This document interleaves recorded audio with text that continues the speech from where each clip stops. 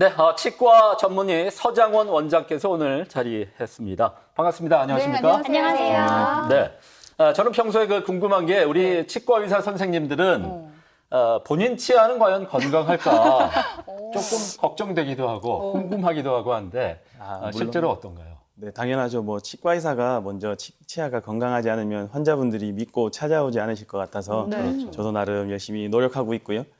저도 이제 양치를 깨끗하게 하려고 많이 노력하고 있습니다.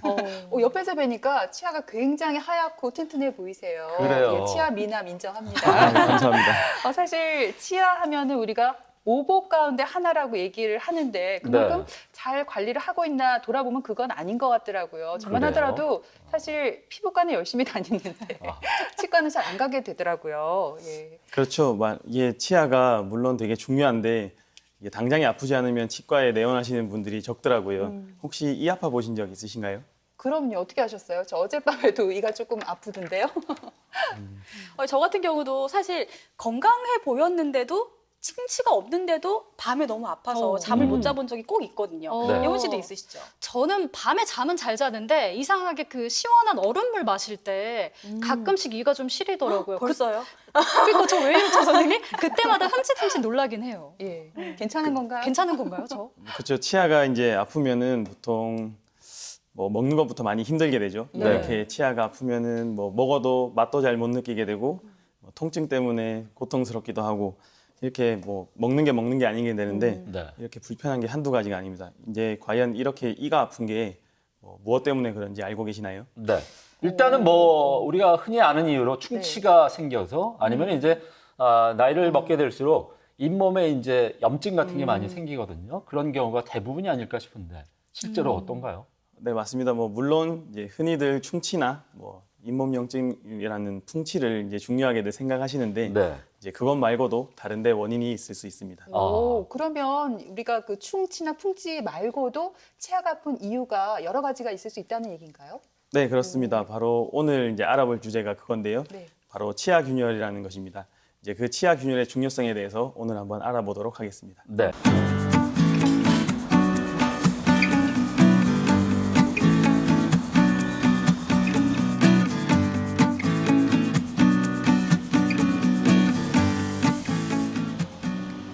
환자분 단단한 음식 평소에 자주 씹으시죠? 그래서 지금 이 치아에 금이 가 있어요.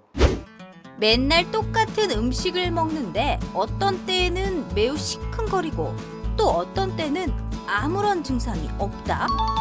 그러다가 아이고 내 이, 아니 충치도 아닌데 대체 이가 왜 아픈 거야? 라고 한다면 당신도 치아 균열을 의심하셔야 합니다.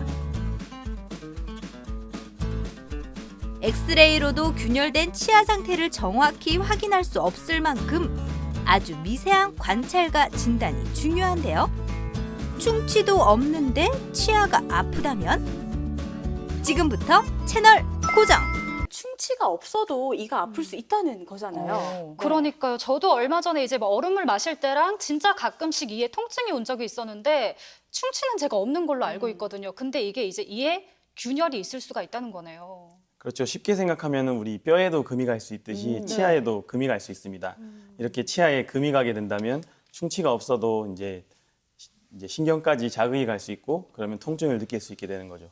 그리고 이런 균열이 계속 지속이 된다면 이제 치아에는 점점 더 문제가 발생하게 됩니다. 예. 그러니까 쉽게 말해서 우리가 설거지 하다가 그릇을 좀 한 번씩 깰 때도 있고 부딪힐 때가 그렇죠. 있잖아요. 그러면은 네네. 그릇에 금이 간 것처럼 치아에 금이 간 상태를 치아 균열이라고 하면 되겠네요. 네. 네, 네. 맞습니다. 이제 치아 균열의 정의는 이제 연구자에 따라서 다양하지만 공통적으로는 이제 치아 씹는 면으로부터 발생하여서 치아 장축으로 발생한 균열을 이제 불완전한 파절을 치아 균열로 정의하고 있습니다. 그리고 이런 치아 균열의 정의는 크게 5가지로 나눠서 설명하고 있습니다. 네, 그렇군요.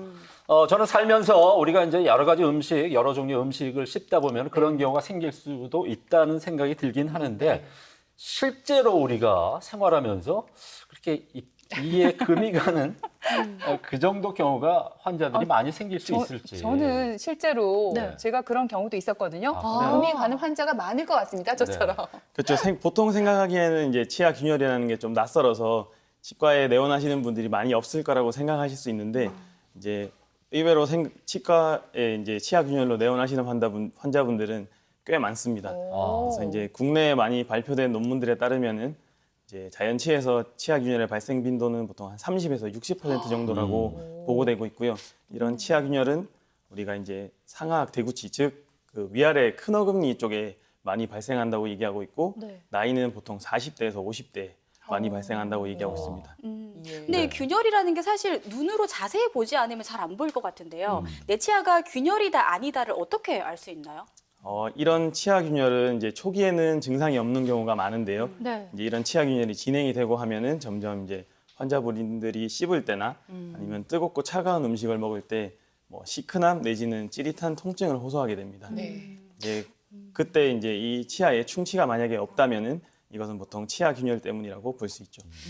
그러면은 증상이 없는데도 이미 제 치아에는 균열이 있을 수가 있다 이런 말씀이시잖아요. 근데 대부분 사람들이 어떤 뚜렷한 증상이 없으면 나는 뭐 내 치아 아무 문제 없어 이렇게 보통 얘기를 하실 텐데 그러니까 증상만으로는 이게 발견하기가 굉장히 힘들 것 같아요. 네, 맞습니다. 뭐 초기에는 증상이 없거나 좀 모호할 수 있어서 이제 증상만 가지고는 정확하게 진단을 내리기가 좀 불충분할 수가 있는데요. 이제 더군다나 엑스레이 사진에서도 나타나지 않아서 조금 어려움이 있습니다. 근데 이렇게 이미 치아에 균열이 있을 수 있지만 이제 임상 검사상 저희가 봤을 때 발견이 되지 않을 수도 있고 네. 이제 수복돼 있는 치아인 경우에는 그 수복물 하방에 균열이 있으면 이제 검사가 어려운 점도 있습니다. 그러므로 이제 환자분들이 증상이 나타났을 때 바로 치과에 내원하여서 좀 체크를 받으시고 만약에 균열이 있다면 치료를 받으시는 게 좋겠습니다. 또한 이제 치아 표면에 보이는 이제 균열은 이제 그 깊이를 정확하게 진단할 수 있는 방법이 아직까지는 없어서 이제 치과 의사들도 환자분의 증상을 토대로 그 깊이를 유추할 수밖에 없는데요. 그래서 이런 균열이 만약에 있다면 더 진행되기 전에 빨리 치과에 내원하셔서 치료받으시는 게 좋겠습니다. 네. 우리가 흔히 이제 모든 병이 조기 진단 그리고 예방이 최우선이다 이런 얘기를 많이 하게 되는데 일단 치아도 치과를 자주 찾아서 사전에 정기적으로 검진을 많이 받는 게 참 중요할 것 같아요. 그렇습니다. 이제 질병이라는 것은 보통 서서히 진행되기도 하지만 갑작스럽게 발병하는 경우도 많기 때문에 정기적으로 이제 병원에 내원하셔서 검진받는 게 중요하다라고 할 수 있겠습니다. 특히나 치과는 이제 보통 치아와 관련된 극심한 통증이 지속되지 않는 이상 참 환자분들이 보통 내원하시는 게 적은 편이시죠. 네. 잘 안 네. 가죠. 네. 그래서 이제 구강 건강은 보통 환자분들 자기 스스로가 이제 관리하는 게 우선시 되어야 되고 그다음에 이제 정기적으로 검진을 하면서 그곳을 이제 찾아가야 되는 게 중요한데요. 이제 검진 간격은 보통 한 3에서 6개월마다 한 번씩 내원해 주시는 게 가장 좋은데 이제 보통 부득이하다면 1년에 한 번은 그래도 내원해 주시는 게 좋겠습니다. 그조차도 참 힘든 것 같아요. 그래요. 그렇죠. 1년에 한 번 뭐 달력에 동그라미 쳐놓고 치과 가는 날 이렇게 정해놔야 할 것 같아요. 약간 기념일처럼. 예. 네. 그러면 이 치아 균열이라고 하면 균열 상태도 다양하고 또 상태에 따라서 치료 방법도 여러 가지가 있을 것 같아요. 치아 균열 상태 어떻게 우리가 분류할 수 있나요? 네, 이제 치아 균열은 아까 설명드렸듯이 크게 5가지로 분류할 수 있는데 그 이제 분류에 대해서 자세히 한번 알아보겠습니다. 네. 먼저 이제 크레이지 라인이라고 불리는 이제 잠금 균열이 있습니다. 이런 잠금 균열은 이제 치아 표면인 범랑질에만 이제 보이는 미세한 선이라고 보실 수 있고요. 이제 이런 것은 특별한 증상은 없으며 이제 대다수의 성인에서 흔하게 관찰할 수 있습니다. 예. 이제 그래서 특별한 치료는 필요하지 않다라고 설명하고 있습니다.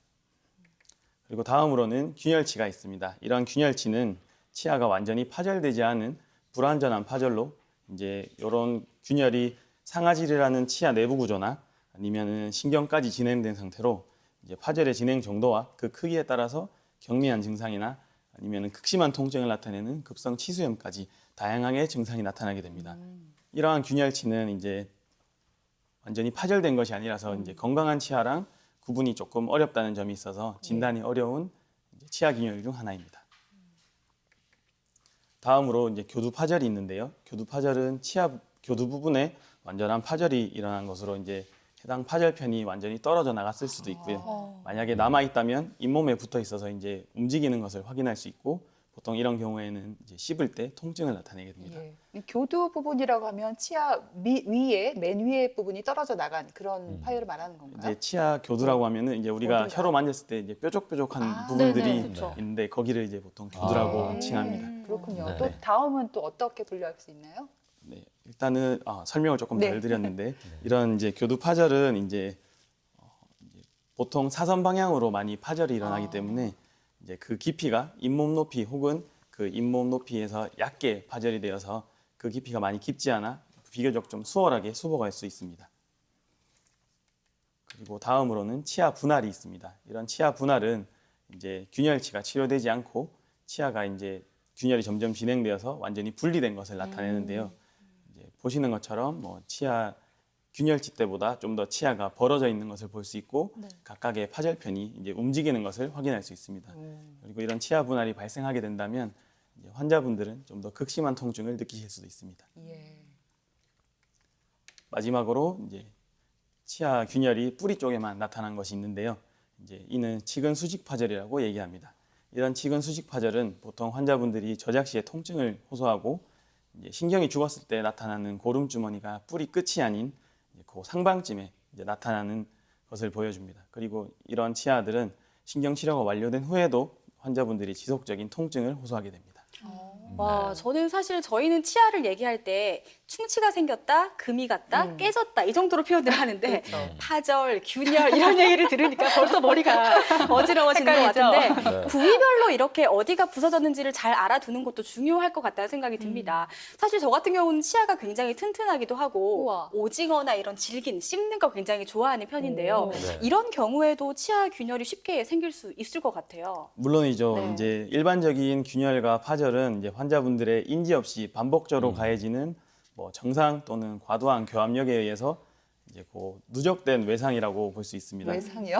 네. 오, 뭐 표현이 이게 좀 무서운데. 강한 외상은 아니지만 이제 약한 힘이 이제 지속적으로 가해져서 이제 누적된 외상이라고 표현을 하는 거죠. 네. 그래서 이제 쉽게 얘기하면은 뭐 일종의 생활 습관병이라고 볼 수 있고요. 네.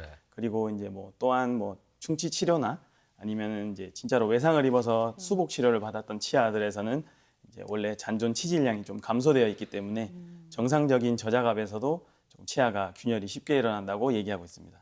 또한 최근 들어서 이제 평균 수명이 증가하면서 치아를 장기간 사용하게 되고 그에 따른 피로 파절 및 뭐 노화에 따라서 이제 치질이 약화가 되어서 치아 균열이 조금 더 쉽게 일어난다고 얘기하고 있죠. 특히나 한국인은 네. 이제 뭐 단단하고 질긴 것을 선호하는 식습관이 있어서 그렇죠. 네, 그래서 조금 더 치아 균열의 빈도가 높다라고 이제 예상하고 있습니다. 그렇군요. 지금 네. 말씀하시는 거 들어보니까 다 제가 또 해당이 돼요. 저도 질긴 거 되게 좋아하고 그 껌 씹는 것도 굉장히 좋아하고 또 특히나 얼음물, 얼음 아그작 씹어먹는 것도 되게 좋아하는데 이런 거 다 좀 자제를 해야 된다는 말씀이시잖아요. 근데 궁금한 게 그럼 우리 원장님께서는 사탕도 안 깨물어 드시나요? 물론 뭐 네. 저도 사탕이랑 얼음을 이제 예전에 많이 씹어 먹었었는데 네. 정말 이게 얼음이라는 것도 정말 아무 맛도 안 나는 건데 이게 씹는 맛이라는 게 그쵸. 이게 그쵸. 시원하고 맞아요. 저도 모르게 계속 씹게 되고 약간 그런 게 있습니다. 그래요. 두 분 너무 잘 통하시는 거 아니에요? 깜짝 놀랐어요. 오늘 마치고 두 분 얼음 씹어 먹으러 가셔도 가시죠. 되죠. 그래요. 얼음 커플로 하겠습니다. 사실 네. 또 궁금한 게 저희 네. 남편의 경우에는 한 번씩 이갈이를 심하게 하더라고요. 이렇게 네. 이를 가는 습관이 있으면 치아 파열도 한번 우리가 의심해 봐야 하는 거 아닌가요? 물론 뭐 이갈이가 있으면은 치아 균열이 생길 수 있는 예. 가능성이 높아지기는 하지만 무조건 생기지는 않는데요. 이제 하지만 이제 생길 가능성이 물론 높고 이미 이제 발생하여서 진행되고 있을 수도 있습니다. 이제 그리고 뭐 이런 피로 파절 외에도 이제 다른 원인들이 있을 수 있는데요. 보통 이제 자동차 사고나 아니면 운동 중 사고로 인해서 이제 외상을 입은 치아가 이제 뭐 균열이 간다거나 파절이 될 수 있고요. 아니면은 뭐 예기치 않게 단단한 물체를 씹었을 때도 네. 이런 균열이나 파절이 일어날 수 있는데 우리 이제 첫 번째 큰 어금니가 씹는 힘은 보통 90kg 정도의 힘이라고 얘기를 우와. 하거든요. 어. 그래서 이제 이런 힘이 이제 작은 면적에 집중될 경우에는 네. 치아가 이제 좀 손상을 받을 수 있겠죠.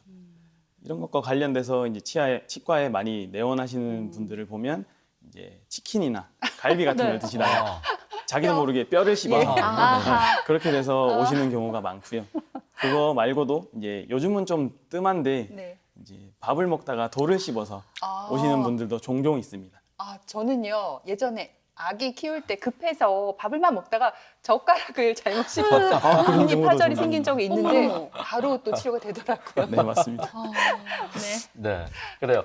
보통 보면은 이제 주위에 그 우리가 우스갯소리로 식탐이 있는 분들이 그냥 뭐 뼈다귀까지 씹어 드시는 경우도 종종 있는데 어쨌든 우리가 조심을 해야 될 것 같습니다. 네. 그 무증상에서부터 어떤 그 외상으로 인한 균열까지 원인이 참 다양한데 네.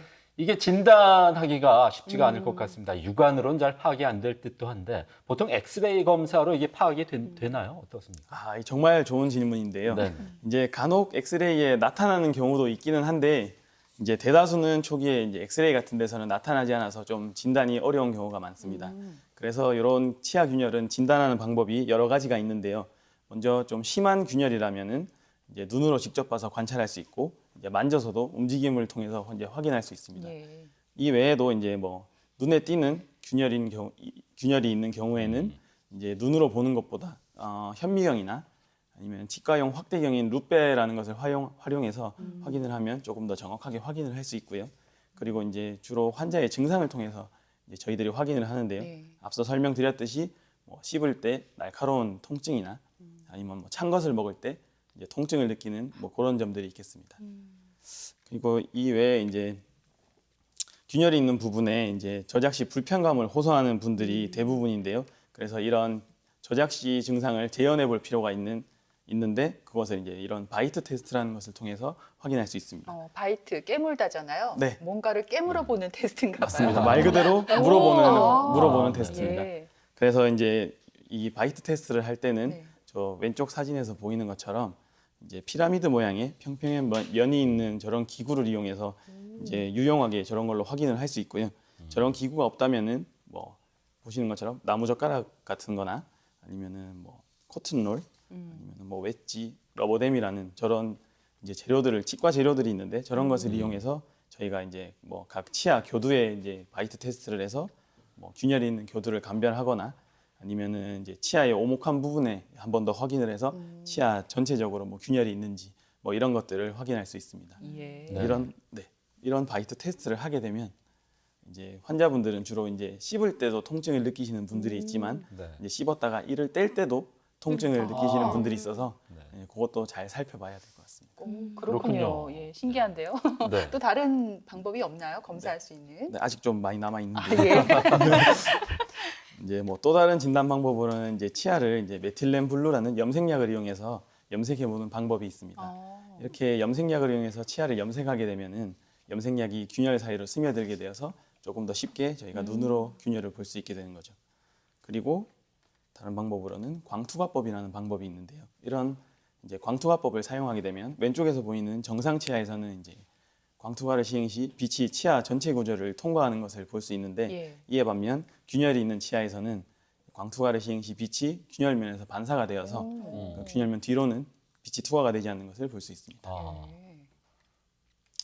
이제 지금까지 봤던 것은 이제 우리가 치아 머리 부분에서부터 발생한 균열을 이제 확인하는 방법들이었고요. 이 외에도 이제 치아 뿌리 쪽에 발생한 균열을 확인하는 방법들은 따로 있는데요.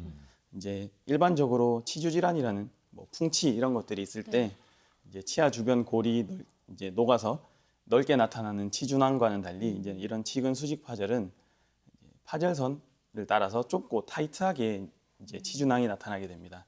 그리고 이제 파절선 앞뒤로 치주낭이 나타나게 되죠. 하지만 이런 치근 수직 파절은 이제 몇몇 치주 질환과 이제 증상이 유사해서 조금 이제 구분이 어려운 점도 있고요. 그리고 좁고 타이트한 치주낭이 이제 진단 검사 기구가 들어가기가 조금 어려워서 초기에는 이제 검사가 어렵다는 점도 있습니다. 네, 좀 아플 것 같아요. 이런 검사는 안 아플까요? 보통 이제 하게 되면 조금 찌르는 느낌이 나서 이제 불편해하시는 분들도 이제 종종 의사 있습니다. 선생님이 불편하다는 아프다는 말이거든요. 그렇죠. 아픈 좀 거 아픈 것 같아요. 그래도 필요하면 하죠. 그렇죠. 네. 또 어떤 그리고- 방법이 있어요? 네, 그리고 이제 뭐 방사선학적 검사 방법이 있는데요. 이제 이런 방사선학적 검사 방법은 우리가 신경 치료를 이제 마무리할 때 넣는 실러라는 물질이 있습니다. 이제 그런 물질이 보통은 뿌리 끝으로만 나오게 되는데 이제 사진을 찍어봤을 때 파절선을 따라 나오는 게 확인이 된다면 이것은 치근 수직 파절이 있다고 얘기할 수 있고요. 그리고 마지막으로는 뭐 CT나 아니면 진단 수술 방법이 있습니다. 이렇게 CT를 찍어봤을 때 이런 CT의 분할 면보다 이제 작은 균열에 대해서는 CT상에서 직접적으로 관찰이 어려운데 대신에 이제 저런 CT 사진에서 보시듯이 뿌리 주변으로 나타나는 골결손이 이제 직은 수직 파절을 나타내고 이런 것은 이제 2차원적인 방사선 사진에서보다 조금 더 CT에서 관찰이 수월해서 이제 조금 더 초기에 발견하기 쉽다는 점이 있고요. 그리고 마지막으로 이제 진단 수술 방법이 있는데 진단 수술 방법을 통해서 직접적으로 눈으로 직은 수직 파절을 확인할 수도 있습니다. 네. 네, 치아 균열 진단 방법에 대해서 쭉 설명을 해주셨는데 저뿐만 아니라 많은 분들이 보이는 충치만 신경을 쓰지 균열에 대해서는 신경을 써본 적이 없으실 것 같다는 그래요. 생각이 들었습니다. 정말 잘못 놔두면 큰 코 다치겠다는 생각이 드는데요. 그렇다고 해도 가야 되지만 사실 치료가 겁날까 봐 망설이는 분들 많으실 것 같은데 치료가 좀 아프고 힘들진 않을까요? 뭐 이제 일반적으로 균열이 있다고 해서 뭐 특별한 치료가 있다거나 뭐 힘든 치료가 있는 것은 아니고요. 우리가 일반적으로 충치를 치료하는 거랑 똑같은 방법으로 치료를 하신다고 생각하시면 됩니다. 아프겠네요. 네, 뭐 그렇게 느끼실 수도 네. 있는데요. 뭐 이제 그래서 치아 균열이 있는 경우에는 이제 치료는 보통 이제 균열을 막아주는 방향으로 저희가 치료를 진행해야 하고요. 이제 그런 치료 방법은 균열의 정도에 따라서 조금 다르다고 볼 수 있습니다. 그래서 이제 치아 외부에만 있는 실금 같은 그런 경우에는 뭐 심미적으로 문제가 없다면 특별한 치료는 필요하지 않은데요. 환자분이 심미적으로 치료를 원할 시에는 네. 간단한 수복 치료로 치료를 할 수 있고 만약에 치료를 하지 않는다고 하더라도 정기적으로 관찰을 해주는 것이 좋겠습니다.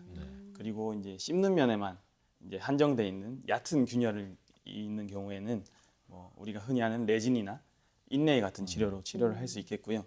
이제 만약에 교두가 파절되었거나 균열이 있는 그런 게 있다면 부러진 부위가 만약에 작다면은 이제 간단한 레진으로 치료를 할 수 있고요. 네. 그 부위가 크다면은 그 부위를 커버해 줄 수 있는 온레이나 아니면 크라운 치료로 이제 치료를 해야 될 것 같습니다. 네. 이외에 이제 우리가 균열치는 일반적으로 크라운 치료를 해야 되는데 뭐 필요에 따라서 신경 치료를 해야 될 수도 있습니다. 그리고 이제 마지막으로 치아 분할이랑 이제 뭐 직은 수직 파절이 된 치아가 있을 수 있는데요. 이런 치아는 기본적으로 발치를 하고 추후에 뭐 임플란트 치료를 한다는 식으로 치료를 해줘야 됩니다. 근데 만약에 이런 치아들을 발치하지 않고 이제 방치하게 된다면 이제 치아 주변에 골이 많이 흡수가 돼서 추후에 치료하는 것에 어려움이 있을 수 있으니까 네. 빨리 치과에 내원해서 발치하는 게 좋겠습니다. 예, 네. 그렇군요. 효성 씨, 그래요. 아프더라도 우리가 빨리 가야 돼요. 빨리 가야 될것 미룰 수 같아요. 있는 일이 그렇습니다. 아닙니다. 정말 네네. 증상에 따라서 치료 방법이 많이 달라질 수 있을 것 같은데, 네. 그래서 원장님, 치료 방법 가운데 가장 힘든 경우는 어떤 경우인가요? 뭐 치료가 힘든 건 없는데요. 예. 이제 이런 치아 균열이 있는 경우에는 예후가 좋지 않을 수도 있고, 뭐 이제 치료를 잘 돼 있다고 하더라도 뭐 추후에 다시 재발할 수 있거나 아니면은 최종적으로는 치아를 발치할 수 있는 경우가 생길 수 있습니다. 네. 이런 것과 관련해서 이제 뭐 환자분을 봤을 때 균열의 정도나 뭐 증상이 미약하다고 생각돼서 이제 간단한 수복 치료를 하였는데 단기간 내에 이제 문제가 발생하는 경우가 종종 있고요. 그 외에 뭐 이제 치아 균열로 인해서 신경 치료를 이제 시작하였고 이제 하고 있는 도중에 환자분이 그 치아로 식사를 하게 돼서 치아가 쪼개져서 오는 경우가 종종 있더라고요. 네.